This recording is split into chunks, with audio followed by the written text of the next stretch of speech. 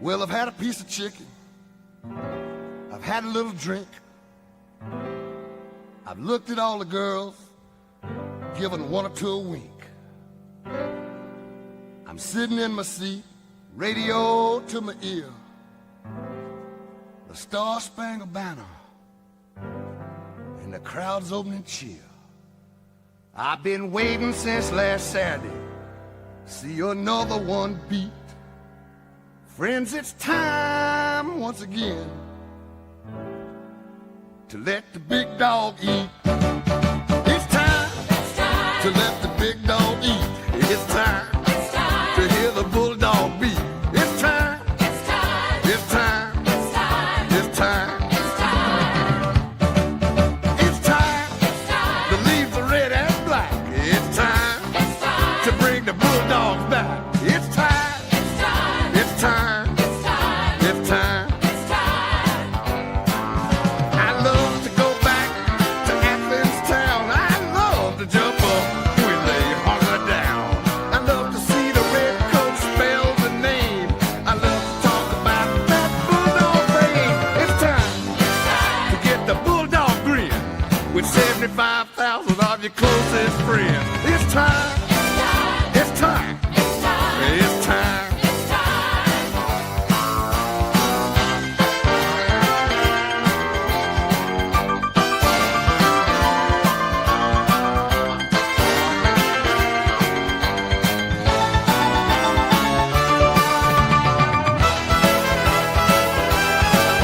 It's time to feel the bulldog heat. It's time to let the big dog eat. It's time. It's time. It's time. It's time to get the bulldog grin with 75,000 of your closest friends. It's time. It's time. It's time. Is it time? It's time. It's time.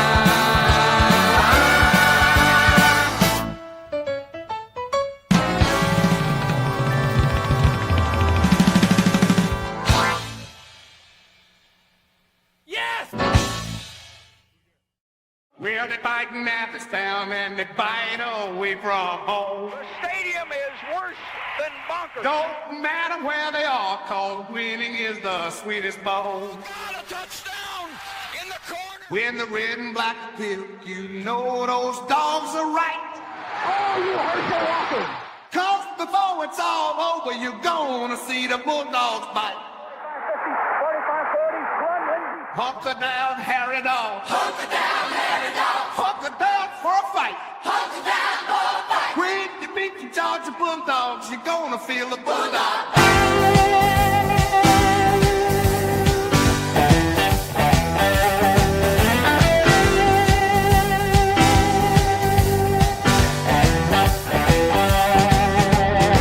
Ever seen a bulldog ready for his meat? Well, to try to hold it back is a near impossible feat. It'll do your spirit good when you see that bulldog bite. But jump to your feet when you see those bulldogs bite. Hunker down, Harry Dog. Hunker down, Harry Dog. Hunker down for a fight. Hunker down for a fight. When you beat the Georgia Bulldogs, you're gonna feel the bulldog bite.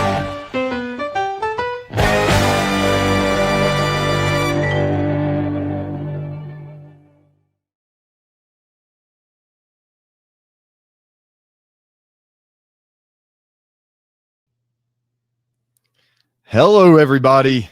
All right. Welcome to Row 60. We're glad y'all are here. If you can hear us, please let us know because we are having some, not just technical difficulties, but we're up in a cabin in Tennessee right now. In the mountains. About 45 minutes from Knoxville. Yep. Not the best Wi-Fi, not the best situation logistically, but we had to make this live call-in show happen. So let us know that y'all can hear us. And what we're going to do on this show is we're going to keep this pretty brief. I say brief, probably about an hour. We don't want to go too long tonight Right. just because we got children and kiddos going to bed and whatnot. But we had to check in, Adam, and talk with the Bulldog Nation. Yeah. Playing Tennessee, man. What we've talked about all week, we're ready for it. Hey, this is the first live call-in show we've had in Pigeon Forge at the traditional Tennessee. That's true. So, yeah, that's awesome to do that. So I'm excited about it. Excited to hear what everybody is thinking and feeling the eve of this big matchup, man. Let's rock and roll. Let's do it. Well, we already have our first caller There we go. ready. And, So welcome to row 60. Who we got? You got Hanky from Wonder. How are you guys doing tonight? Hanky. What's going on, Hanky? How you doing, man? Man, not much. Hey, listen, guys. A little backstory. I Yes, was sir. born in Knoxville. Oh, And, so let me tell you this. I hate Tennessee with a passion. I mean, that orange, hey, Pigeon Forge traumatized me when I was a kid. So, man, my hate toward Tennessee, and when I was in school, they make you sing Rocky Top. Oh, man. This is no lie. Oh, man. Yeah. So let me tell y'all something. The hell with Tennessee. There we go. Okay. Man, that gaudy orange, hey, man, it's a cult. Hey, Hanky, I believe it, man. Man. But my worry is that the offensive line, but I believe if they mesh together, they stand strong. And I'm not worried about the defense too much. I think they can really quiet down the crowd. But the offensive line, they got to get better. And this is the true test right here. I know last week, with the rain delay and everything, and everybody's going, oh, man, Georgia's not as good as no, they are good. It's just, right now, I don't think we gave it our all because we were playing against Marshall. We were playing against, Austin Peay. But I believe they're going to give it their all this week. Yes, sir.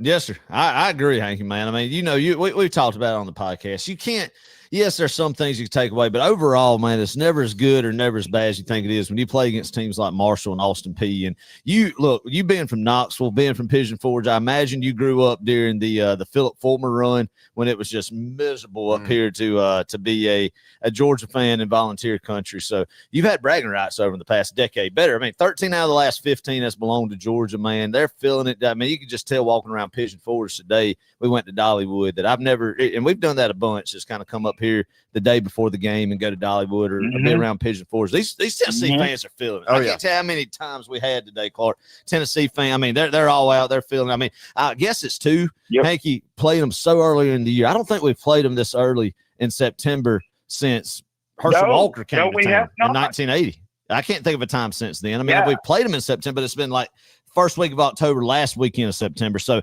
obviously they're excited what they see about Aguilar. And I agree, man. If the offensive line gels, you get Ernest Green back, you get Juan Gaston back, and you saw Bo Hewley and some of those guys get some reps last week, and some new guys get some rotation. So we'll see what they put out there, man. But you establish a run. I think if you establish a run, you're able to run the football, Clark. Then I think we'll be in great shape. Stay in front of the chains and run the football in this Tennessee defensive line that's banged up. You're right, Hanky, man. We got to be able to gel on the offensive line and protect Gunner, I think most importantly. But more importantly is getting the run game established. I said this in the podcast this week.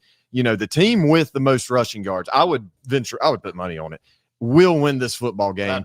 I mean, 9 out of 10 times, there's always fluke things that happen, but I would put money on it. The team who is better in the rushing attack tomorrow will 100% win the game. And, we got to be better, right? And that's one of Georgia's strengths, obviously, on defense is stopping the run.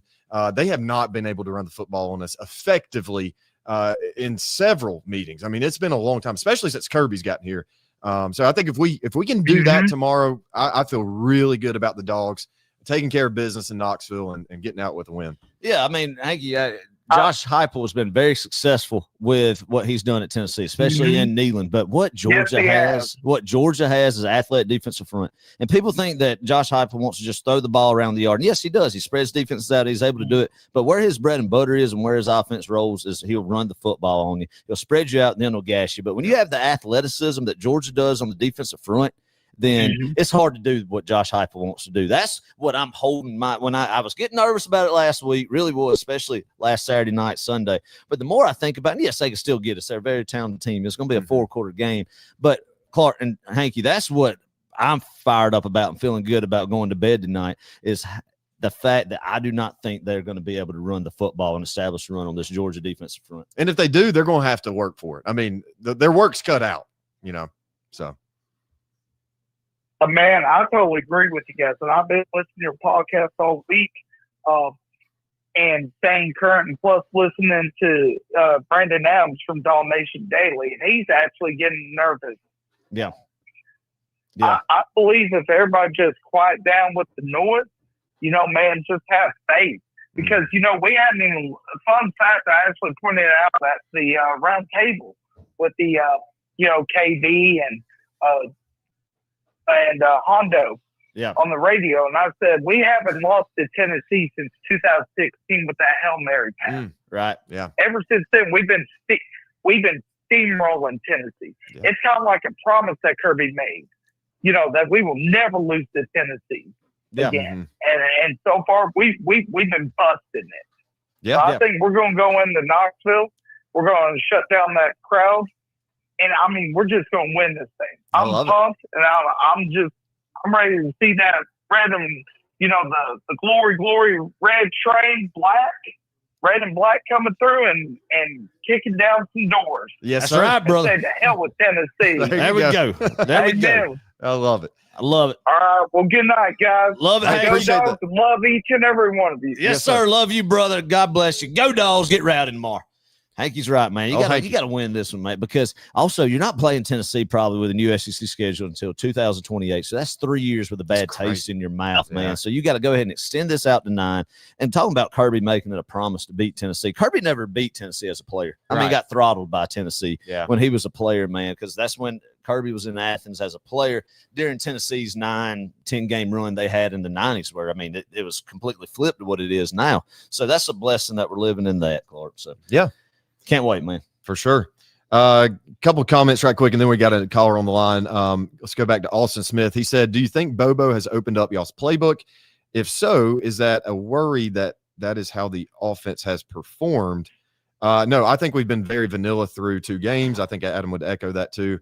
And yeah, I mean, we're definitely saving some stuff, obviously. I mean, all teams do that. And honestly, you install different packages throughout the week. It's not like you just have one set playbook throughout the entire year. I mean, it changes. There's different schemes. There's different way to attack defenses. And what you might do one week, you're not going to do the next, right? I mean, there's some carryover, absolutely. But, you install different things throughout the week depending on who you're playing. So I'm not worried about the offense just yet. I think people who are need to just chill out.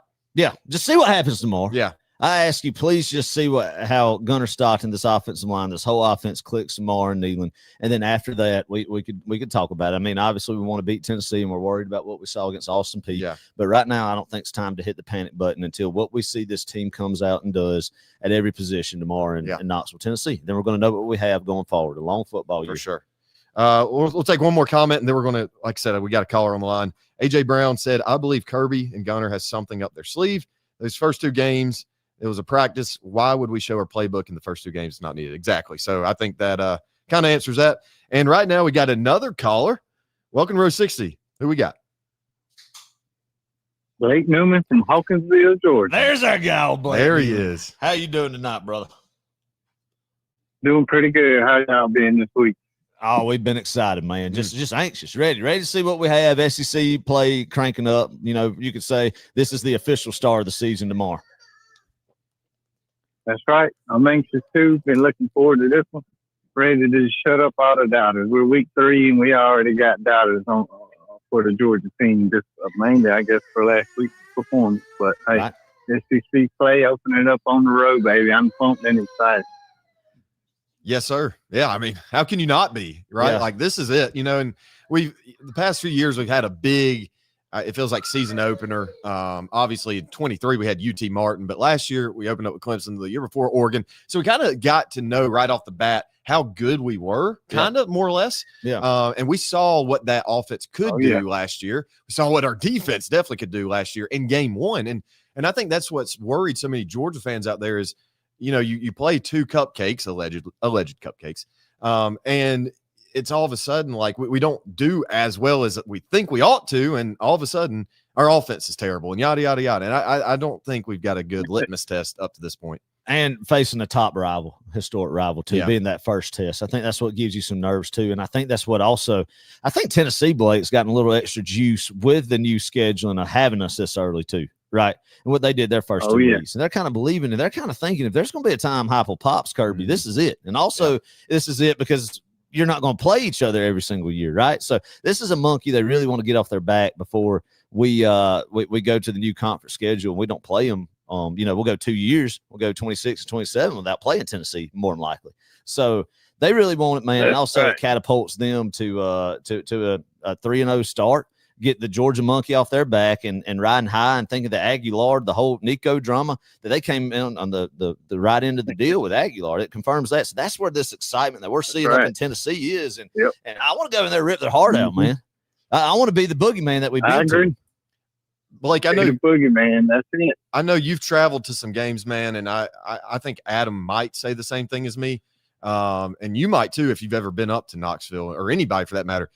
I will say this: I think it is the sweetest place to get a victory out of all the road places you can go to. It's awesome to go into Auburn. It's awesome to go down to Jacksonville get a win. It's awesome to go to Bobby Dodd and kick their teeth in. But there's something about beating Tennessee in Neyland that I love, man. And we want it. Obviously, they want it. They want this win really, really badly, as I'm sure you've heard all over Twitter and TikTok and everywhere else this week. So, yeah, I'm with you on that. I think what even makes it even better is because, for College Station, they got one of the bigger ones, and I think just more volunteers, the better, and like you said, they're riding on a high right now. They didn't know probably what to expect going into the year after losing their prize quarterback and all, and he went out the door, and then Aguilar kind of jumped on the scene and kind of made a name for himself in his first 2 starts. But I'll tell you one thing, he ain't seen it Kirby Smart and Glenn shooting defense like he's about to see tomorrow. Yeah, that's true.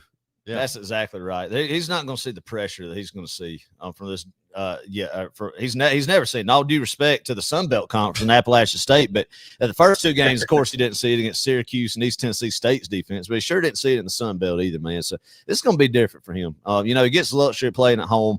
That's better than being in Athens for him. Yeah. But still, it's going to be hard for him. And if he does go out there, Clark and Blake, and moves the football in this Georgia defense and puts over 28 points or so, tip your hat. You have to tip your hat to them, man, and just say it is what it is. And we couldn't get it done, but I don't think that's going to happen. I just don't see him having success again, especially if they're not going to be able to run the football. And that's what I'm hanging my hat on tonight. They're not going to run the football on this Georgia defensive line. I think it's a defensive line that's improved from last year for Georgia and is back to the standard of where it should be. I mean, I'm not calling them elite like 2021 or so, but dadgum, they're good. Yeah. They're very good. And as this season progresses, we're going to continue to see how good they are, that defensive line and linebacker position. Right. I believe so. And a lot of people, just because Tennessee spreads it out, they think all they do is throw the football. But, they spread it out to run the ball. When you stop it and you put it on Aguilar, like you said, if he beats us, you tip your cap. But I think we're going to be focused defensively, stop that run, and let's see what Aguilar's got against the SEC defense. But I'll try to be quick. I know it's an hour show, so I'll go ahead and give you my breakout player for tomorrow. Yes, sir. We're going to hear. And then I'll give you my score prediction. But my breakout player offensively, I think Gunner's going to turn it loose, but I'm going to say Kobe Young's going to have 2 scores. I know Tennessee's got 2 DBs out. I believe both corners are the 2. I could be wrong. You're right. But I think Kobe Young, he's a man amongst boys out there. Last week I got to see him up close and in person, and he's a big fella, and I think he's going to have an elite game up there tomorrow with 2 scores. and I got the Dogs win 27-17 tomorrow. Hey, we'll take I it. love it, man. I like it. I'm right there with you. Right there. Kobe Young, yeah. I mean, just a monster, man. Love his story and his comeback. So, yeah, I would take that all day. Give me two Kobe Young touchdowns. Yeah, Blake, you're 100% right. Tennessee's two starting cornerbacks are out of the game. They're definitely plagued by injuries on the defense side of the football and all around the team. And you hate to see that, yeah, obviously, but that's college football. Oh, yeah. And each team deals with it and more as the season progresses. But I'm with you, man. That's good stuff. Yeah. Love it. I just got one thing too. Speaking of minutes, because we got a few too. What do y'all think? Y'all think old big boy one Gaston gonna be out there tomorrow? According to Kirby's son, he is. Yeah, according to I don't know if you saw that. Yeah, I saw that. I see that with Andrew Smart. Yeah. Yeah, I don't think he starts, but I think he is. He's going to play. He's going to play him. Heck, he might start. I don't know, but I think we'll definitely see him. But I do not think we'll see him start, Clark. But We'll see. We will see indeed. We'll see, man. Well, hey, I'll let y'all get on with some more calls, man. I'll be listening, and hey, y'all yell loud up there tomorrow. I know y'all will. Oh yeah, we're gonna get us a good win tomorrow. That's it. Absolutely. Well, Love it, thanks for the call, Blake. As always, we appreciate you, man. You are a staple on the live calling show. It wouldn't be a live calling show without a Blake Newman call. it wouldn't. We love it. That's why I called early tonight. I had to get in for the overtime. Yes, sir. I love it, brother. Oh man, Love it. Love you, appreciate Blake. it, man. Get rowdy in Georgia tomorrow. Go Dogs, baby. Go Dogs, baby. Love it, man. We got to do like a toned down bark tonight. Not because we're not excited. We are definitely excited, but the kids are trying to go to sleep, so we got to be respectful of that. We've got another caller on the line. We'll bring him on in just a second. But we got a couple of comments. There are a couple of things I wanted to point out right here. Let's see. Let's go back to Buskey. He said, I don't know who Tennessee believes they have in the middle to stop the run with Moy and Weathersby, likely both out. They won't survive four quarters. Buskey, that's my boy Adam right there. Oh, really? Yeah, he's the man. He knows. He's a ball knower. Oh, yeah. He's a ball knower. Big DGD in the middle of Big Orange Country. Oh, right now. So, yeah. He lives in Tennessee. Oh, okay. Oh, yeah. So he's in the man. middle. So this is a big game for Buskey, man. We got to get a win for Buskey. I think Buskey, he's feeling good. Yeah. He also says if Gunner will trust his pockets, we are going to roll. I agree, man. I think the problem, one negative thing about Gunner, and this is something that will come with time, is he escapes the pocket a little too early sometimes. Yeah. Instead of stepping up into it and trusting his guys, and that's a thing, man. It's got to take some time to build that trust with your offensive line. Right. I mean, we've seen him be able to push the ball down. Yeah. So when that clicks, man, Clark, with how well the perimeter blocking and the screen game has been, another extension of the running game is what that is. And then you're able to utilize play action, stretch the field with this talented group of wide receivers we have. Watch this offense go. 100%. I mean, watch this. Just don't everybody. I want everybody just to look at glass half full with this offense yet until we see it on a big stage like tomorrow. Yeah. So that's why I want everybody to go to sleep tonight thinking positivity about this Mike Bobo, Gunner Stockton led offense. For sure. Steven said Tennessee had more rushing yards than Georgia last year. Of course they did. What team didn't? Yeah, that's true. I mean, I don't know if that's I don't know if Steven is a Tennessee fan or a Georgia fan, but yeah, I mean, most teams in America did have more rushing yards than Georgia last year. I mean, that's something we're actively working on, but also Tennessee had Dylan Sampson, a heck of a running back. And that's what they do. They pound. That's Heupel's success, man. And when you take away the run and you limit them on the ground, then that's what Georgia's been able to do, these meetings against them. And then you make them one-dimensional, and that's when – Here goes Steven again. Y'all keep saying we won't be able to run the football in Georgia. Again, we had more rushing yards than y'all last season at Georgia. Well, buddy, you lost the football game. Yeah. And Heupel's you lost the last 8 football games. Scored above 17 home or away against Georgia.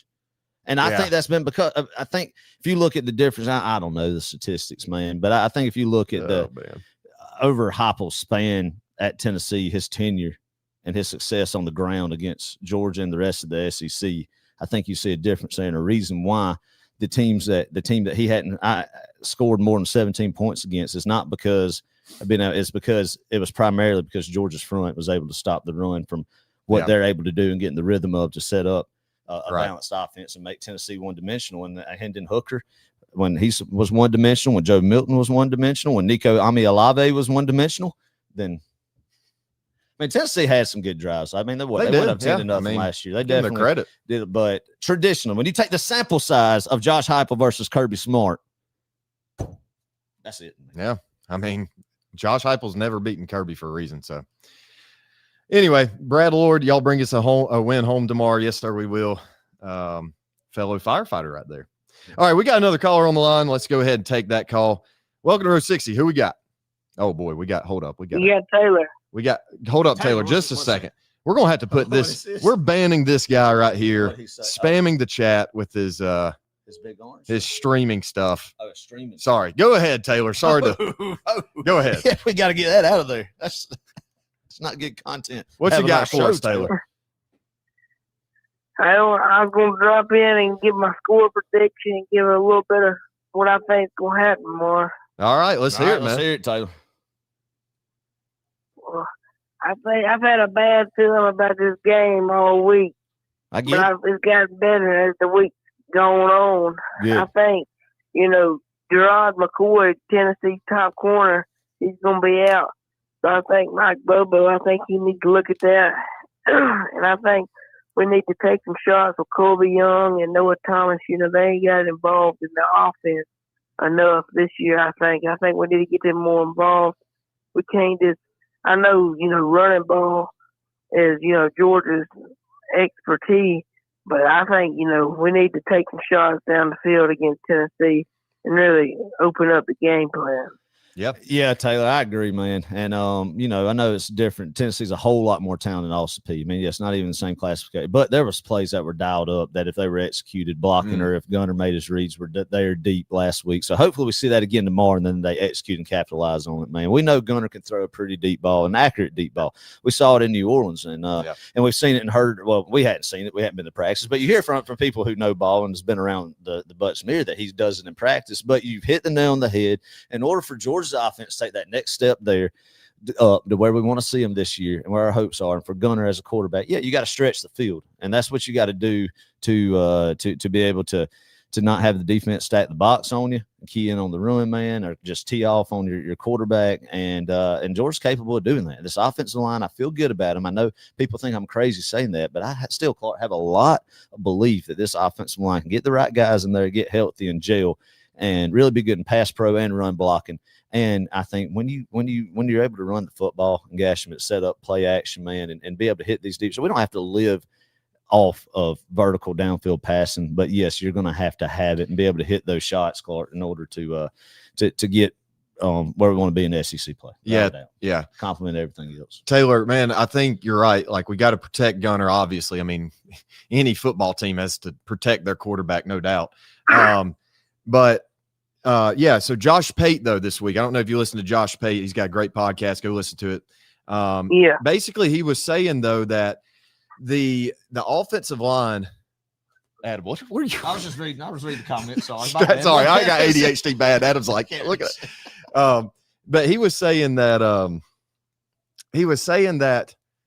the offensive line. Hold up just a second. Let me regroup. Josh Pate was talking about the offensive line, and I've lost my train of thought. Give me a second. Oh, I know what I was going to say. Sorry. He was saying that, these guys are inexperienced, right? This is not your veteran offensive line, your Joe Moore award-winning offensive line. These guys are very inexperienced. And sometimes when you have that inexperience, those guys kind of play better because they rise up to the occasion. They know these guys in the offensive line room, they are well aware that people, Georgia fans even, are doubting them this week. And so that kind of gives you a little extra edge. That gives you a chip on your shoulder to go in and step up in a big game like this against a respectable Tennessee defensive line. Now, were they what they were last year? No, I don't think so on the defensive line, at least. I think most of them would tell you that, right? No. But, I think this game hinges on the offensive line, I think, right? Yeah, 100%. They're definitely regressed in that area and then had some injuries as well. But Tim Banks has done a heck of a job, and you got to give him his due since he's been there with Josh Heupel as far as defensive play. But I don't think just right now, sitting here the night before the game, and I could be eating crow, and I'll say it on the next podcast if it does happen. I do not think they're better defensively this year than they were last year. without that. And I think Georgia is better defensively this year. Look at our boy Ryan Rankin right there. Oh, yeah. Sure. Shout out There to we go. Ryan. Shout out to Ryan. So, yeah, I mean, I don't know, Clark. I mean, what worries you the most more? Let's ask Taylor. What worries you the most, Taylor? Well, Joey Aguilar, I feel like there's a chance he might go in there. And, Georgia, how young their defense is. I feel like he could take advantage. And, he reminds me a lot of, Bryce Young.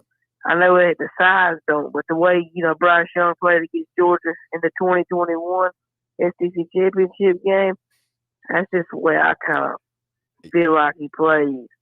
Yeah, maybe not. I wouldn't argue. I wouldn't say to Bryce Young's level, but I definitely could see that kind of style of play for sure. I mean, he can hit the deep shot. We saw that against Syracuse. We did see that. That's true. I think, man, he's mobile. He's much more mobile than who'd they have last year? Nico, and then is he? Joe Milton, and I think, right? Would you say so? Or no? I'll be honest. I haven't really seen him play. I've seen some highlights against Syracuse, man, and just read some stuff about him. So I can't give a fair comparison. Maybe I should have went back and watched him play East Tennessee State or Syracuse, but I didn't. I'm just going off of some of the stuff I've read that he has done good, man. And I'll be honest, I support Tennessee and what they did with the whole Nico deal. And I mean, as much as that, I hate saying that, I respect Josh Heupel and what they did with that deal.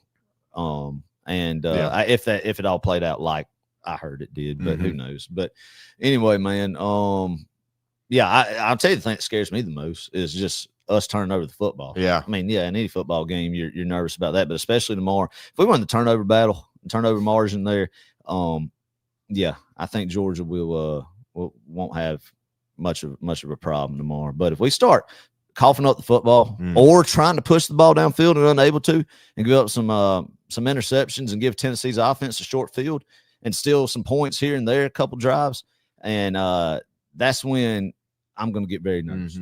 Yeah. Turnovers and penalties, man. We thankfully up to this point, Taylor, we've played really, really cleanly.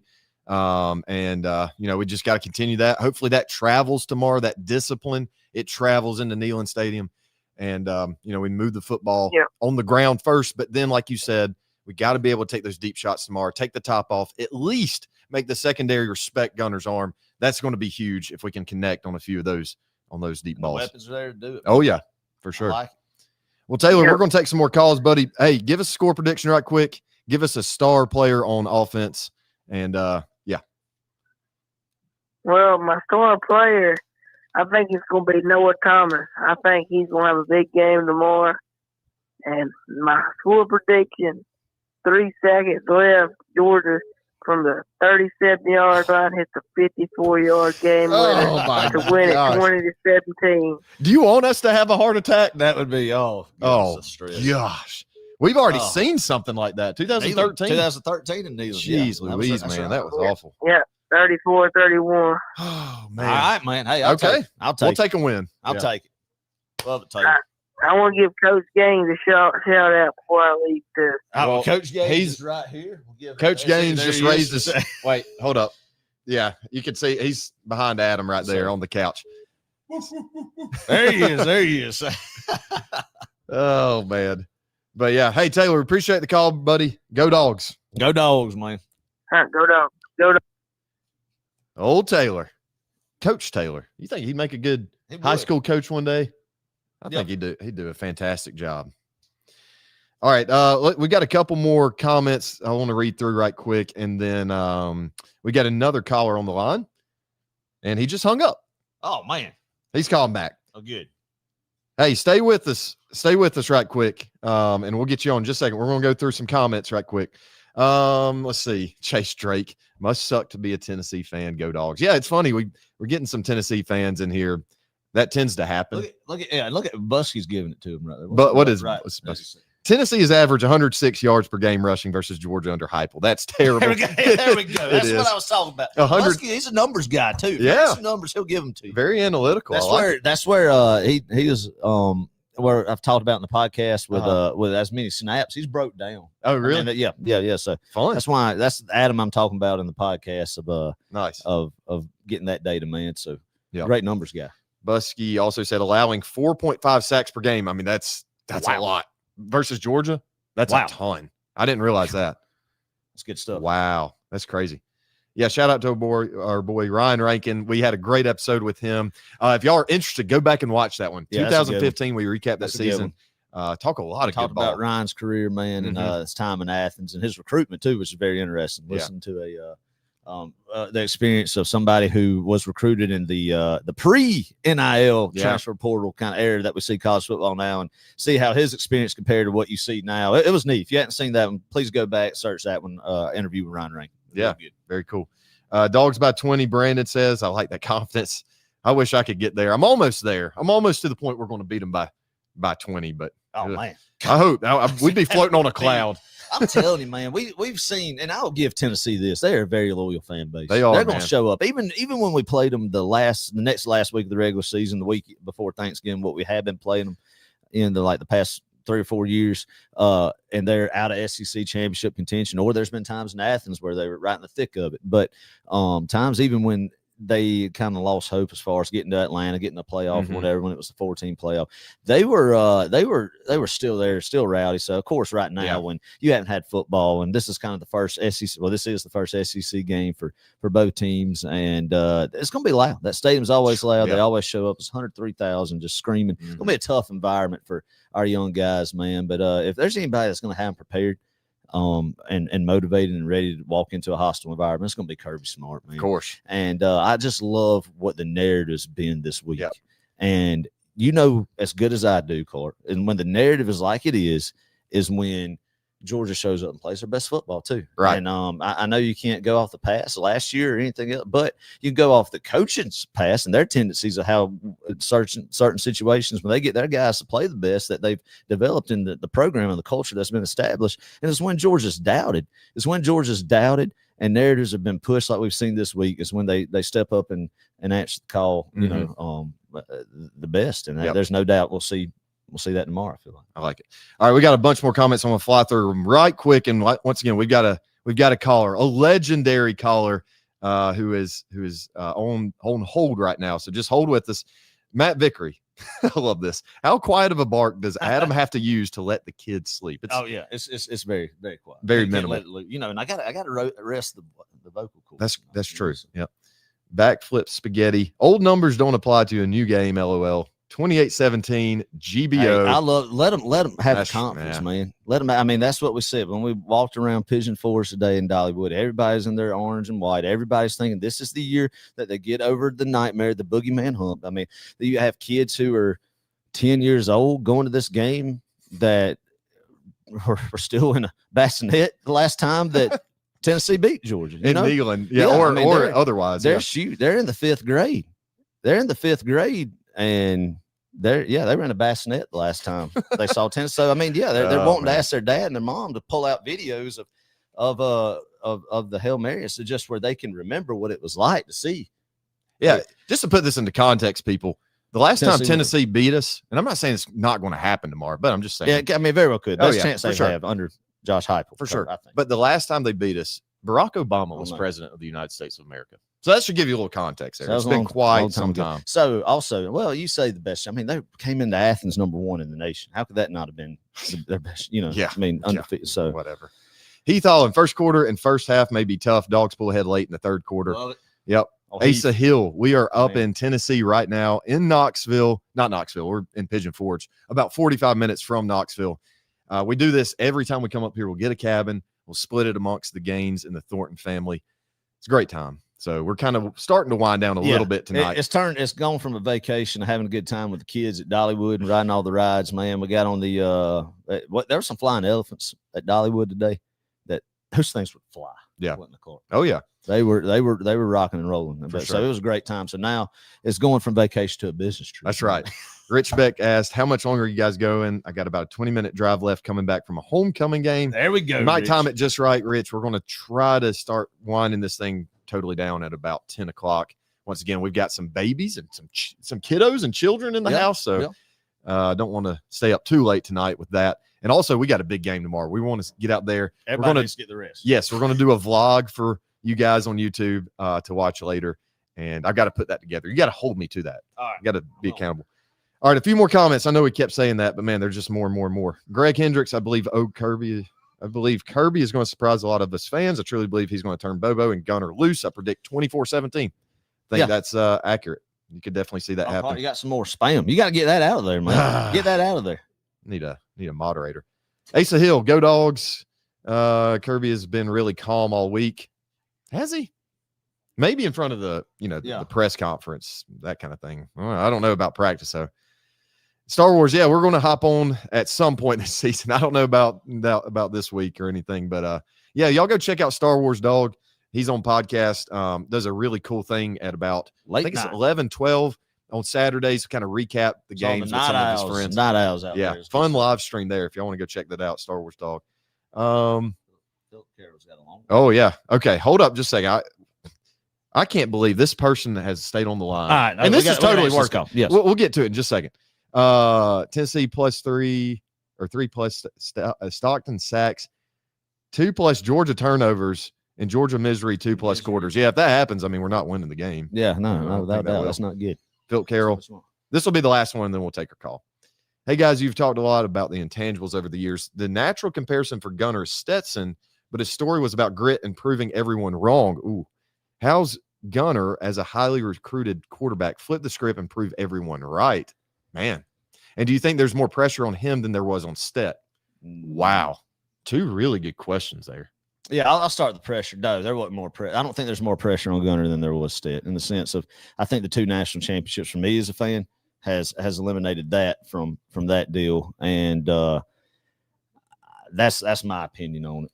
But I mean, I don't think there'll be a player that was more criticized and was able to have more chip on his shoulder, and it just made him who he was than Stetson Bennett. We'll never see that again. Right. But what I love about Gunner Stockton, man, is his ability to lead. Mm-hmm. And I just think, man, he's a football player. He's a college football. He was a winner in high school. He was he broke all sorts of state records in Georgia high school. Obviously, that doesn't mean anything now, but still, he was. I love that he's a Georgia boy, just from my personal opinion of him, and he's just easy to pull for, man. I'm just really excited to see, and you can just tell the team just loves him and wants to get around, get behind him, man. And he's got a lot of respect in that locker room. Yep. All right, let's take our caller. Bless his heart, he's been on the line for 8 minutes, waiting very patiently. Welcome to the show. Who we got? Joe from Jefferson. There he is. There's our guy, Mr. Joe, that we got to meet last college. Woo, yes, sir. Mr. Joe, how you doing tonight? I tell you what, we're going to whoop some butt tomorrow. There we go. I love That's that. the stuff I like to hear. That's the energy I like to hear from Mr. Joe from Jefferson. Coming out. Well, just I'm letting us going know to tell from you the- what, Adam and Clark, I'm proud of both of y'all, you first responders. And I've got a shout out to Jim Wilcox in Florida as a first responder. Yes, sir. Yes, sir. Absolutely. I got a shout out to Blake Newman. I got a Yes, shout sir. out to Star Wars Yes, sir. and all the great people that's been on this broadcast. You know, I just love them all. Yes, sir. We're like a big family here. That we We are, are. Mr. Joe. That's what's just a great thing about this, man. With everything that's going on in this world, just to be able to get away from reality and just talk ball with one another, fellowship. This is the way it's supposed to be, man. I just love it. Love it. Well, I tell you what, I appreciate both of you. We appreciate you, Mr. Joe. Yeah. Mr. Joe, you feeling pretty confident tomorrow, it sounds like. Yes, sir, I sure am. So I've been excited all week. Oh yeah, me too, Mr. Joe. Me too. With the anticipation of what's going to happen, what we saw last week against Austin Peay. I mean, I'm fired up. It's Georgia, Tennessee. It's Georgia versus Tennessee, a game we've seen played every single year since the early '90s, and something that we're not going to see here in the future played every single year. All signs pointing to. So it's big to win this last one before we don't see them for a couple years. I think that adds a different I extra hate layer orange, for us so. fans, you know. So yeah, and I hate orange. Absolutely. I don't own orange. I don't own orange. I'll tell you this. My wife gets a variety pack of Solo cups, like green, purple, red, Orange is in there, and orange. I don't allow anybody in our household to get in the orange cups. They just stay in the complete stack. And she just says it's ridiculous. Well, I say it's not ridiculous. Kelsey to get rid of them. That's right. She needs to get rid of. Kelsey, They do get rid of. You need to get rid the of your orange solo. Mr. cups. Joe said, get rid of those orange solo cups. I've seen good deals on Kubota equipment, and there's orange. Now No, wait a second though. Hold up. There's a little caveat to this. Adam will shop at Home Depot. Yeah. I do that, but it's not. But still, anyway. But Yeah. So no, I hate orange. I'm right there with you, Mr. Joe. There you go. Now, Adam, Yes, sir. I love meeting your wife at that Tres Amigos. She Yes, was sir. very nice to me. I appreciate that. Yes, sir. Well, she loves And I you, Mr. Joe. appreciate Clark's wife, Caitlin. Yes, sir. She met me and she shook my hand and called me a dang legend. that's That's right. right. And Yes, I'm you not are. a legend. I'm just an old man. No. You are a legend. Dude. Not The not Road to 60 us. college show, Mr. That's Joe. right. So let me ask you this, What? Mr. Joe. What is your favorite Georgia Tennessee memory? Which No, game that's a good is question. your favorite Georgia Tennessee memory? Well, I tell you what, now, the last time I was in Knoxville, it was in 1973. 1973. Was And that Vince Andy Dooley Johnson? was the coach. Was Andy Johnson? Andy the quarterback? Johnson scored the left Yep. end zone, held his hands up in the air. Tennessee fans just said, "Ooh." Oh, I love it. That's a good one. That's throwing it back right there, Mr. Joe. I like that. I mean, I'm old. Somebody asked me the other day how many years I've been pulling for the Dogs. I told them 66 years. Love it. Love it. Love it. Pretty much your whole life then, right? Just about. Yes, Yeah. sir. So you've been around. You were there in the 90s when T. Martin, Peyton Manning, Jamal Lewis, Peerless Price, I hated Tennessee back in them days. Travis Stevens, Casey Clausen, all those guys that just with Philip Fulmer that made Georgia fans' life a nightmare at that point in time. And to see where this It was a rivalry is nightmare. now. I Yeah. lost a lot of money betting on the Dogs back then. No, Well, Mr. Joe, That's listen, the spread is, I think it's moved back in Georgia's favor a little bit, 4.5 points. Would you take that spread? Is that, you think surely we're going to win more by 4.5, right? No. I got us winning by 3. I got us 24-21. Oh, there we go. Look, I'll take it. I'll Yeah, take it. I will 1 too. point Win. But yeah, I'm with y'all. I'm right there. I said 24-17, and I think it's going to be a 4-quarter game. I'm hoping we pull away a little bit more in the second half and maybe make it a 31-17 type game like we've seen traditionally in this matchup here the past few I years. hope we do. But I lean towards about 24-17 Yeah, and then see that. 24-21. So, but I'm still sticking to this, and I'll eat my crow after the game. If not, I promise you I will. But I'm still sticking to Tennessee not scoring over 17 against this Georgia defense, even in Neal Stadium. There you go, Adam. I believe you. Oh, I man. gave him 21, but it should have been 17. So. Yes, sir. Yes, sir. No, I like it. 21, anything like that. As long as Georgia has more numbers in the column than Tennessee does, higher There we number, go. then we're good. We're good. So I like it, Mr. Oh, man. Let's do it. We're good. Yes, sir. I tell you what, I just love you guys. I appreciate you both. And I hope y'all have a good night. And Pigeon Forge, my son's there tonight, Pigeon Forge. There we Oh, go. yeah. His Good deal. daughter's playing volleyball Good. for not Pine Bluff, but it's Cherokee Bluff Oh, okay. out of Hall County. Wow. That's good. They came up here to play. That's good. That's good. Love that. Yeah, she's in a tournament, so Well, good luck to them she then. got Mr. a Joe. butt beat Jefferson last night. Oh, My son and his wife came over and said, a game normally takes an hour per match, and Jefferson beat us in an hour and a half in 2 matches. oh, really? And he said, Jefferson's got a good team. And I said, they got a good football team, but they're not going to win tonight. Right. They're Right. playing North Oconee. Oh yeah, North Oconee's got a good program. That's 2 good programs right there. Yeah. And well, that's good to know that Jefferson, the Jefferson Dragons, got an elite volleyball team too. So just an elite. I didn't even know they had volleyball I didn't until either. last night. I didn't either, but an elite athletic program there. Jefferson. I agree with that. Oh man, I love it, Mr. Joe. Love it. You know, when I played football in Jefferson back in the 60s, Yes, sir. we played Royston and Livonia High School. Oh yeah, that's good stuff. And Clark's dad was, I think he was a coach or Yeah. something. Clark's Yeah. granddad He would might have have been the been head coach playing- of Livonia.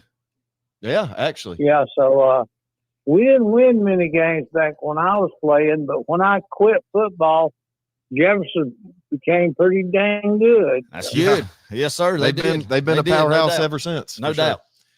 But well, Mr. Joe, we're going to take some more callers. Hey, we greatly appreciate your Love support. it. and your Always love. have to hear from Mr. Joe. Oh, Everybody yeah. loves it. Just makes the show. Thank you, Well, Mr. Joe. We I love you. appreciate y'all too. So Yes, thank sir. you for giving me a chance. Yes, sir. Absolutely. We appreciate it. We'll talk soon. All right. Go Dogs, Bye. Mr. Joe. Go Dogs. Go dogs! There we go. Boom! Love it. Boom. Love that, Mr. Joe. All right, Adam. We're going to keep rolling. Go dogs. Keep it rolling. Um, Keep it rolling. Let's do a couple comments right quick, and then we've got another caller on the line here. Great show. We've got a lot of people calling in. We're going to try People to. are fired up about People this. are, yeah. Anxiously nervous. I mean, anxiously confident. I feel like that's where I'm at too. Cautiously optimistic. Yeah, I like that. something yeah. like that. Same thing. There's some good banter in here between the Tennessee Hey, if faithful. a Tennessee fan wants to call in, I don't think we've had a rival. Yeah, come on. like a random just. Oh, we've rival had fan. before. I guess we have. Yeah, I know we have. Tennessee fans. They show up. They They do. showed up to Columbus. They Mhm. invade Waffle Houses and put Rocky Top, Okay. every rendition of it on jukeboxes and Waffle Houses in Columbus or all the bars wherever they God. went to up there. I heard about that. I will you say- got to give it to them. They show Yeah, up. they're very, very loyal. And That's you- what makes it great. That's why we Yep. do this podcast, is because of the passion across the nation, specifically the Southeast, for your home state, or not your home state, just your favorite team.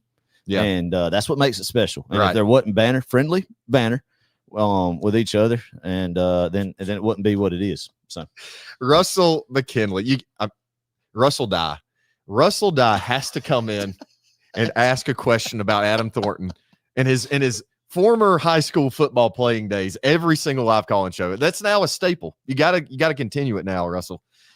Who was a better safety, Eric Berry or Adam Blanton Thornton? one was a first round draft pick, all SEC safety, and the one was not.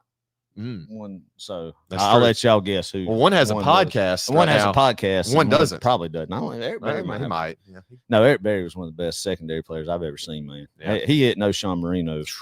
Let's not talk about that one. Won the game. Oh yeah. But I 100%. mean, yeah, no, Eric Berry was great. One I hate we missed. He was a Tennessee legacy, if I'm not mistaken, but he would have been a good big get for Willie Martinez and Mark Rick back Yeah. in those days. 100%. One I hate we missed. The Yep. Georgia boy played for Tennessee. Backflip spaghetti. I think this was our it might have been a Tennessee fan. Said good night, y'all. Glad to find you. Enjoyed the Glad banner. you found us. Yep. We don't I say we don't hate Tennessee, but I hate the university. I don't hate its people. Its fans are the worst, I think, in my mind, but I don't hate you guys. The football team. The football The- team. yeah. the- the entity, the right? ent- The yes. university. Yes, For what yes, it yes. stands for. I think as it's evil. every and SEC gross. fan should towards their rival team. Yeah. I mean, we expect it from you guys as well, but that's once again what makes college football so great. Hey, Bo Hunting, this guy right here, y'all. Don't hate on him. He is a Tennessee fan, and he has listened to our show long before now, actually, which is pretty cool. Even games when we're not playing Tennessee. Yeah, So yeah. we So we appreciate, appreciate the Bo support, Hunter's Bo Hunting, hunting man. support, man. Seems like a good old boy. Yep. Enjoy that then. So Austin, right quick. He said, we need Clark's parlay of the week. I don't know if we ought to do that. I think we have to add a disclaimer, like a gambling disclaimer, if we're going to start with that. But I do have one. do I'm you? eyeing. all right, we'll get to that maybe in the In the right show before or the- something. yeah. Well, or the patrons will definitely get it. Let's see. Couple more right quick. Star Wars dog. Hey, we greatly appreciate that, man. I appreciate God, that. that's Star awesome. Wars. $5. That helps us keep the lights on. That's right. Hey, seriously, that's such a nice gift. We Y'all greatly seriously, y'all appreciate check that, his man. channel out. Yeah. We've gone on there late night whenever we've been up and not trying to wrestle children going to bed or Yeah. anything. So he's got a good show going on down there. It's called 11 Deep Dog Cast. Yeah, I think. Yeah. To wind down your college football Saturday. Go check him out on YouTube. We greatly appreciate that, Star Wars, man. That's so thankful. We're very thankful. Thank you. Blake Newman, Mr. Joe, number 1 row 60 caller. I tried to call Steven Johnson. Oh man, maybe try to. Yeah, give us another ring. We'll talk to you a little bit. Would love I got to ban this guy. Man, I need a moderator. And all right, so that wraps up the comments for right now. We'll come back to him in just a second. All right, we got a caller on the line though. Welcome to Row 60. Who we got? This is Rick Burkhalter, your friend from Row 60. There he is, Mr. Rick, right there. How are you doing tonight, Mr. Rick? I'm doing good. I love it when y'all call me Mr. Rick. Y'all are the only people that do that. Well, of course, because we respect you and love you, and thankful to have you as a fellow member in our Section 108 family. Not only our Section 108 family, but a Row 60 Section 108 guy. And then Russell Harrell, if he's still on here, he's a Section 108 guy, but he's a Row 58 guy. Right. But Mr. Rick here and Mr. Russell both are great, and Mr. We got a great crew up there. We're so blessed. But so how are you feeling tonight? I need y'all to talk me off the ledge, guys. I'm not feeling as optimistic as y'all. well, with good reason. I understand it because I was there the bulk of the early of the week, and then it just clicked like. And listen, y'all don't know this about Adam, but on game days, especially leading up to the game, he'll feel good for 1 minute, another minute we're going to lose by 2 touchdowns. It's going to be awful. It flips back and forth with Adam. Yeah, and I mean, Adam weighs out he analyzes all the possible scenarios. So I feel like that's what most of us do. Yeah, but no, I could. Well, that's me. That's been me. That's been me all night, all week, honestly. Yes, sir. So I'm sitting here. The whole family is here. We had Sarah Kate's birthday party here tonight. Allie's here. Her husband Jackson, Sarah Kate and Sam, Anna and Bradley, me and Robin. We're all sitting around and we're talking about the game. And then all of a sudden, Allie goes, "Wait a minute. Adam and Clark are doing a live on YouTube right now." I love it. And so we all ran into the living room and turned it on and started pulling y'all up. And they were like, "We got to call them. We got to call them." Well, I love it. So we can't wait for tomorrow, but I really do. I need y'all to give me some positivity. Yes. I need the typical Adam juice for tomorrow. And I'm here for it. I need it. Because at the moment I'm full of doubt. I'm full of doubt. I tell you what, I hang my hat on the optimism of just Georgia's defense this year is going to be special. That's what I've took away from it. And then obviously Glenn Schumann and Kirby Smart are going to field an elite defense. But this year I think the front's just going to be nasty. And I just do not see again. And I'll eat my crow if it happens. I just do not see Josh Heupel's offense being very productive against this Georgia defensive front and just whole defense in general. And that's what I'm hanging my hat on. Yes, sir. The one thing I keep thinking about is we've seen this multiple times where we feel like, oh my gosh, Tennessee's getting better and we're not looking that good. Right. And then all of a sudden this game comes along and everything flips. So I'm counting on that for tomorrow. Everything's flipping tomorrow. Tomorrow's the day where Kirby does the speech pregame, where everybody's going nuts, and we get a clip of it like 4 or 5 weeks later, and we realize, oh, that's why we played the way we did. Right. No, I agree. You're right. You start thinking about it, you get nervous about it. Talking heads start that, especially 2022 when they ranked number 1, came into Athens. But all these years, and then Kirby Smart wins by 2+ touchdowns against. I mean, I don't think Heupel has come within one possession. No, he has Kirby or one. Yeah. So, I think it's going to be another one of those games where it's going to be closer this time than what we've seen. Yep. And if we protect the football, don't turn over the football and give Tennessee cheap points, and I think we'll do just enough on offense, even if there's some question marks right now to win the 24-17, 27-17, maybe even a 31-17 type game. Like we've seen in the past. So. All right, that's kind of the way some of my sons-in-law are saying that they're in that same ballpark with some of those predictions. Hey, I'm gonna let y'all go. Y'all tell Miss Ann we said hey and we love her. We love y'all. We'll see y'all later. Yes, sir, Mr. Rick. Great seeing Alan Jackson last week. Tell the rest of the family we said hey. Y'all be loud tomorrow. Go Dogs, baby. All right, go Dogs. Go Dogs. Ooh, ooh, ooh. Love the Bart Culture family. Oh yeah, great, good people there on Row 60 with us. Right. Ryan Day, shout out to Ryan Day from Mizzou country. the only Ryan Day that we like here is pumped for tomorrow's game. Good to hear that, man. Hey, yeah, go follow you Star got Wars called. Dog. I think he has a new channel, is what he was saying Okay. earlier. All So right, yeah, check that I have to go out. check it out. Guys do stuff. Pretty cool. We got another caller on the line. Just hold with us just for a second. Austin Smith, check the text I sent you after the show. A helpful tip will do. Chris Blackman, if y'all covered it already, sorry. Do you think it's the Bobo offense, or have we been holding back a little bit until now? Personally, I think we have some weapons coming out tomorrow, maybe a close game, but also believe our defense will be elite against Tennessee. Yeah, we've kind of touched on this a little bit earlier in the show, Chris, but yeah, man, I think we're definitely holding out a little bit offensively. But at the same time, there's still some things. There was execution problems last week, yes. but I mean, very vanilla playbook, but we just didn't capitalize and execute vanilla game, calls in the game last week, even though there were some that were open. So there was a bunch of downfield passing. That's what everybody's harped on this week, Clark, is some shots. Why we're not pushing the ball vertical downfield. Rather, it was just Gunner not getting rid of the football, going through progressions, or either bad pass pro on the O-line. We weren't able to execute that, but we had receivers downfield for those plays, multiple ones of them. So they were there when they were called. But obviously with the offense, it takes a collective group effort. You can't just keep pointing fingers all the way around. You got to combine, and it ultimately starts with Mike Bobo. So let's see what happens tomorrow, man. Yep. I'm fired up to see what Georgia dials up against this Tennessee defense tomorrow. For sure. Gunner Stockton does. For sure. All right, folks, we're going to take two more callers. I want to save the last one for Mr. Rich Beck. All right, but we've got one more before that. Not sure who this one is. Welcome to Row 60. Who we got? Hey, what's going on, Row 60? This is Evan Bearfield out here in Dalton, Texas. Evan, what's up, man? What's going Calling on, in from man? Texas. How you doing there in the Lone Star State? I'm doing all right. How are y'all doing tonight? Couldn't be better, man. We're here in Tennessee. Tennessee's a good state. I got to be honest. I like the state of Tennessee. I don't like the University of Tennessee, but the state is really cool. Yep. And really pretty up here, man. Fishing Forge in Knoxville is beautiful. I've been out there, I don't know how many times. It's a beautiful area. Yeah, oh, yeah, it's pretty, is. man. It is, man. It really is. How are you feeling about Hey, tomorrow, my man? question is, Go ahead. Yeah.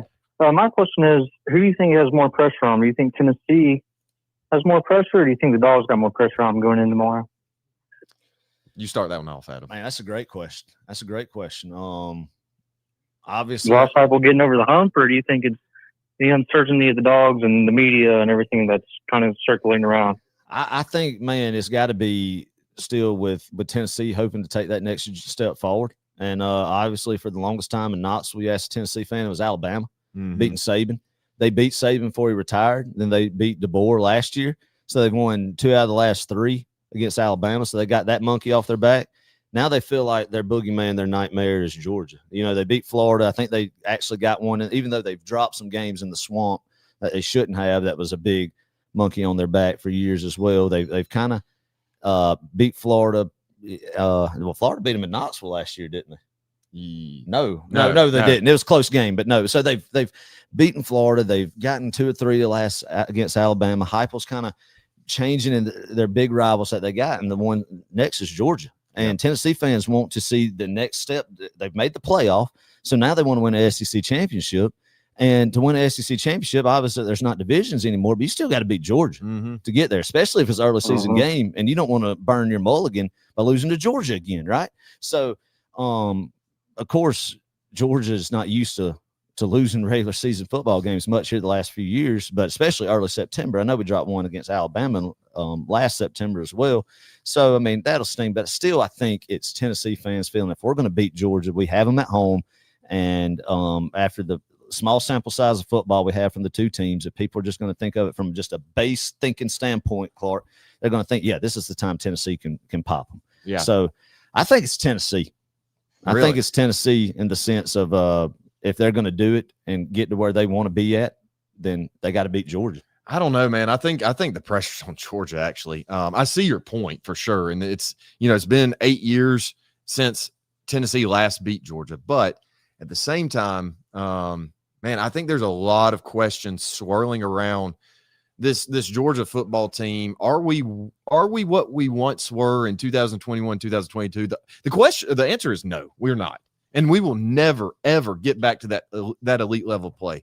And it's not necessarily because of Kirby or generation. Yeah. Yeah. I mean, of what college football is now. It's not anything it's all outside of our control, right? The NIL stuff, the portal, everything, the Wild West, we've beaten that like a dead horse, but we're not going to get to that level of play. But Georgia anymore. will still contend for championships. Oh, every single 100%. year. Yeah, Every especially with the 12-team playoff. Oh, yeah. Well, Kirby Smart and his coach. Yeah, so I don't know, man. I think right now, at least in turn, what I'd perceive it as, the national media, it looks like the pressure's on Georgia to come in and to, prove that they're that team still that's capable of winning, not just competing in the playoff, but winning at national championships. Yeah.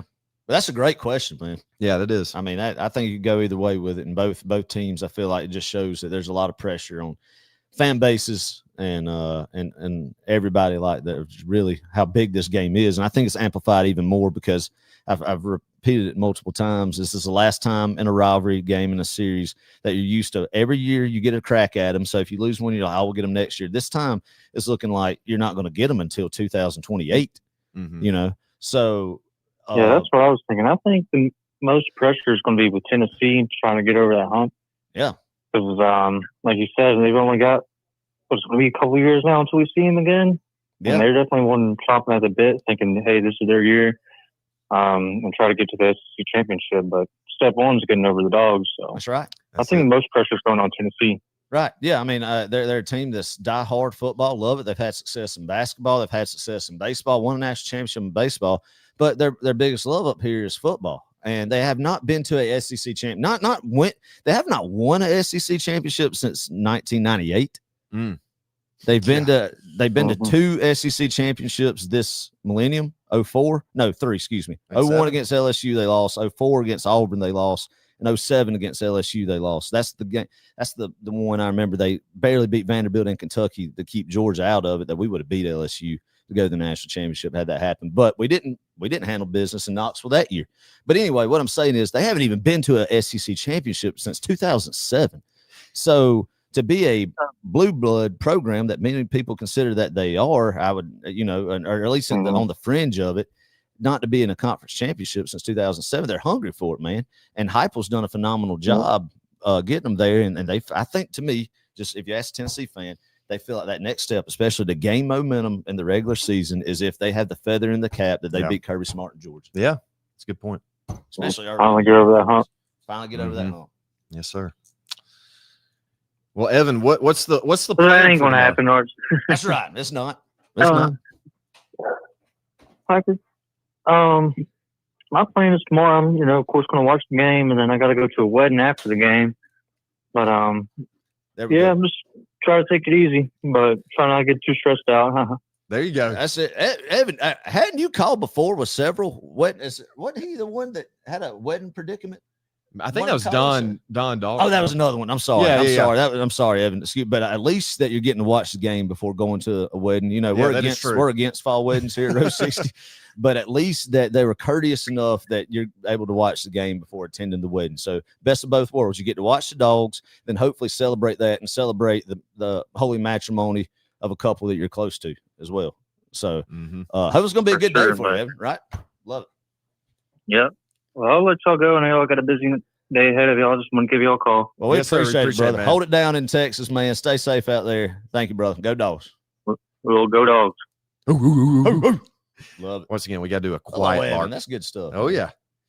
All right. We're going to allow I'm reserving this last spot for Rich Beck. So, Rich, if you're listening, brother, call us in. Oh, here he is. Right on time. Didn't even have to wait. Right before we take his call, stay with us, Rich. Want to go through a few more comments here to sort of end the night. Busky, he signed off. Great show, fellas. We were going to get it done tomorrow. Go Dogs, baby. Yeah. Sam said, "Who's y'all's mouth-watering players of the game?" Can't be Gunner. It's an interesting adjective. Can't be Gunner. Mouth-watering. What does that mean? As in, like drooling, man, he's just ready to chomp at the bit. Yeah, he's ready to roll. Like on offense, everybody's going with the receiver. Give me Nate Frazier, man. Give me Nate Frazier. He had a fumble that opened up the game last on Georgia's opening drive, first offensive possession against Austin Peay. Yeah, kind of set the tone offensively, if you will. So a guy that I think that he beat himself up for that and wants to go out there and run the ball hard. He always run the ball hard. Really love his attitude, man. Hold on to the football, protect it. I think he'll have a big day tomorrow. Okay. I'm actually going to go with a tight end. I'm going to go with Lawson Lucky. Yeah. So give me Lawson Lucky. Guys, if we throw to our tight ends tomorrow, which we ought to, that should be in the game plan. First time a tight end at the University of Georgia did not get a catch in the game in 56 games last week. Yeah, that's insane, man. It's crazy. And it's not that we weren't targeting them necessarily. I just, once again, I don't think we just saw the open targets. Just a weird game. Let's see. But Lawson Lucky's going to be my guy to step up and make a couple of big catches, hopefully a touchdown or two. That'd be great. We'll see. But as long as we get out of there with a win, I don't care who catches the football for points. Let's see right quick. Yes, can't have a call-in show without Rich. We've got Rich coming up in just a second. Stay with us here. Dogs by 20. Let's get behind Gunner. The kid is a big dog, and I believe he'll do everything he can to go out with a win. Yep. Blake Newman, pressure is a privilege. Absolutely. Go Dogs. That kind of, you see, what's his name? Bobby Hill. Wait, what's his name? Bobby Hill. Yeah, Bobby Hill. Yeah, Bobby Hill. Yeah, a lot of people compare. That's what they call Josh Heupel. Josh Heupel looks like Bobby Hill. He looks like Chumley off the Goonies. No, the guy off the Goonies. No, what's his name off the Goonies? We don't need to play Chumley's this game. on Ponce. No, I respect Josh Heupel. No, I do too. Yeah, I think he's a good guy. Like, he's a whole lot more likable than a lot of the other. He's a whole lot more likable than Philip Fulmer. A whole lot more likable than Butch Jones. Or a whole lot more likable than Jeremy Pruitt. Dan Mullen. We go on. Oh yeah. What's the overall record between these two schools? I assume you mean Georgia and Tennessee. I think it's 29, 23, and 2. I think that sounds right. Sounds right. Or 26, 23, and 2, something like that. Sounds Somebody right. fact check me on that. Adam and Clark. Greg Carey said, "Go Dogs, go Greg. Dogs." Good, go Dogs. We appreciate y'all. Love y'all. Blake Newman, 29, 23, and 2, I believe. Dogs been a on tight top. Man. Chris Cole defensively, yes. Blake knows ball, man. Blake, yes. Chris Cole. Love Chris Cole. Yeah. And we said this preseason. We talked about it right before the season kicked off. I mean, that's not some hot take or anything, but Chris Cole this season has impressed a lot of people. Hey, Gabe Harris on defense Gabe tomorrow. Harris too. Excited to see him on the edge. A bunch of guys, man. You can talk about the whole defensive front. Christian Miller out there, and Gabe Harris, Raylan Wilson, Justin Williams, Chris Cole, CJ Allen. I mean, just embarrassment of riches. And I think that's where you're ultimately going to look back and see where the game's won. Yes, you got to do your thing on offense. Yes, that's a talking point, but the elite defensive front of this University of Georgia Bulldog team, I think, is what's going to be the talking point and the excitement after tomorrow. I hope so. One more comment. This one's funny. Josh Hopeful put the peanut emoji in there for Dwight Phillips yes, Jr., sir. man. I think we'll see him carry the rock a whole lot more, man. He's explosive, man. Looks like he gets shot out of a cannon. So very excited about him. Been a great surprise. Absolutely. First 2 weeks. Does he not kind of remind you of James Cook just a little bit? Okay. Yeah. I don't know. He just seems like, I don't know why. He just kind of reminds me of James Cook. And this guy that we're bringing on loves him some James Cook. It's Up there Mr. in Rich Buffalo. Beck Yes, sir. in Buffalo. I shouldn't have introduced him. I should let him introduce himself. Go ahead. Glory, it's your boy Rich Beck. How you guys doing? There he is. Rich, there brother. he is. Always good to hear from you. How are you doing tonight? Great to hear from you guys, or talk to you guys. I'm feeling good. Tired, man. It's homecoming week. It's the first full week of school here in Cuba, New York, and man, I'm beat. I bet. For once, I did not do my homework, but that's all right. I'm still going to bring the energy because you gave me the material. So they said mouth-watering, right? Well, let me tell you what's looking mouth-watering. That Tennessee offense is going to look mouth-watering to the Georgia defense. We're going to eat it. We're going to take care of it. We're going to hammer down. It's going to get stopped completely. There will be no meat left on the bone. There we go. They'll be at the backup there. People hurt. It's over. Yes, I ain't worried about it. Yes, sir. So, okay. Dogs on top. We're going to bring the energy up. I know you guys can't because we got babies, so you guys can calm down. That's why you have to, Rich. I love it, Rich. Bring it down a couple notches. Honestly, I've been hearing on all the podcasts that I've been listening to, Josh Pate on whatever podcast he's on. He's all over the place now. Everyone's talking about the Dogs. I'm not worried. That's right. Guys, we didn't show them everything yet because we were playing nobodies. Now it is time, right? We're going to open up the offense now. You guys are going to see us use our new toys. The receivers are going to be great. Branch is going to go off. Frazier's going to kill it. I'm not worried. The defense has been fine. We're good. Everyone just needs to calm down. Calm down. I like it, Rich. There we go. Breathe. Just Yes. see what Relax. happens. Let it play out. You've got Kirby Paw Smart as your head coach. That's Yeah. right. That's right. And We that's got it under control. That's right.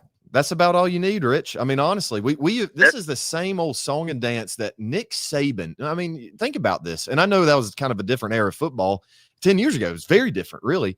But Nick Saban, this is how a lot of people, this is how Alabama fans eventually started feeling against other people. Now, that didn't make them invincible, right? They lost a game here and there that they shouldn't have. But overall, they dominated series like this because they had a coach that knew what it took to win championships and instilled that kind of culture into his players. And that's what we have. Here's the deal. Championships they're won with the culture, but obviously it's the recruiting, getting the talent there and then developing those guys. Like Kirby Smart's done so good for close to a decade now. But Georgia still has way more talent than Tennessee. Yes, Heupel has done a great job of making the gap closer throughout the past couple of years, especially closer than it was before him. But at the end of the day, Georgia has the most talent. And if you execute and don't shoot yourself in the foot and don't let Georgia beat Georgia, you're not going into Neyland and losing this football game. But if you have some mental mistakes and Georgia beats Georgia, the sense turn the ball over, give them a short field, let momentum get on their side, then yes, this Tennessee team can do it. But if you're focused, man, when Georgia plays their A+ football and the University of Tennessee and Josh Heupel's offense plays their A+ football, Josh Heupel's A+ football is not beating Kirby Smart's football. That's right. Football team's A+ football, period. And that's what you got to hang your hat on, man, and see that this team, after what happened last week, kind of what the doctor ordered in a sense, but how Kirby loves and can motivate his team to get that maximum potential out of them after what we've heard from media talking heads this past week, then that's what I'm putting my hat on, man. Let's go. Let's do it, baby. Oh, man, I'm ready. So let's just stay relaxed, watch the game, enjoy it, because I'm telling you right now, dogs are on top. I'm hitting the over. I know we're not really good at that. We don't usually go over. We're going over this time. We're beating them by 10 points. I like it, Rich. I don't know where the points are coming from, but I know that Branch, this is the game, Clark. Branch is going to take it to the house. Oh, my this gosh. game, and we're going to silence them and Neyland. Yep. Oh, my gosh. If we that's all I got for you guys. I'm exhausted. I'm going to go to sleep. Y'all need to go to sleep and be loud as heck out there. I love y'all. Go Dogs. Go Dogs. Go Dogs, baby. Oh, man. Love Appreciate it, the Rich, call, Rich. man. Appreciate that. From Buffalo, New York, Rich Beck, been a staple. And great man. Oh, yeah. Pours into the kids up there and their lives up there as a teacher in Buffalo, New York. Really just respecting the man he is and the friend that he's become to this show now for 5 years that we've known Rich up there in Buffalo. Yeah. Represent the Dogs. Has it been way up 5 there. years? Yeah, it has, man. Just about. Well, it's the 5 fifth season. Fifth Yeah, season. 5 seasons. Yeah. Dang, that's crazy. Yeah, right quick. Thought we'd bring this up at some point in the show. Yes. Rest in peace, Charlie Kirk. Absolutely devastated by that news. I don't know if we'll go off on a tangent here or anything, but yeah, I mean, it's just absolutely devastating, and there's no place for that kind of violence in our country whatsoever. So yeah, I mean, we denounce that here for sure. Yeah, very sad. But respect Charlie, what Charlie believed in, man, what he stood with his faith and the family man he was, and helping young men, encouraging them to grow up and be men. And when the aspect of being men, when you mean being a man, is to be a good husband, be a good father, and to work hard every day in your career and everything, and provide for your family, be a provider. And that's what he talked about when he went, and really was his goal of reaching these young people. So I hate hearing that. Enjoy life every day, man. And if you don't already, I encourage you just to dive into faith, man, and really find that peace there. And I love that we have this group that we can escape the realities of life and get fired up about Georgia football. And that's what I love about what we do with this show right here. Absolutely. Well said. All right, folks, it is about time to wrap this thing up. We have been going on for an hour and 18. Look, we got close to sticking to that. Yeah, we did. I love it, though. I knew we'd go over a little bit. That's okay. That was good. That's got me juiced to feeling better here. The pulse of everybody. Star Wars. This was a fun one. Yeah, man. You didn't bring us down. That's something we definitely want to talk about. No, we could go on hours Wars for that on that, but we'll save that for later. Yeah, Adam, feeling good about tomorrow. I think I'm sticking to my score prediction, which was, oh my gosh, what was it? Let me go back to my notes right quick. I don't even remember, guys. That's terrible. Hold up just a second. I'm going back to my show notes. I said 30-24. Nice. Yes, I do think they get over the 17-point mark, but they have a special teams touchdown or a defensive touchdown. They're not getting more than 17 offensive points. That's something that Josh Heupel has never been able to do against Kirby Smart, which is just bonkers. 17 is the magic number for Tennessee. Tennessee fans, if they get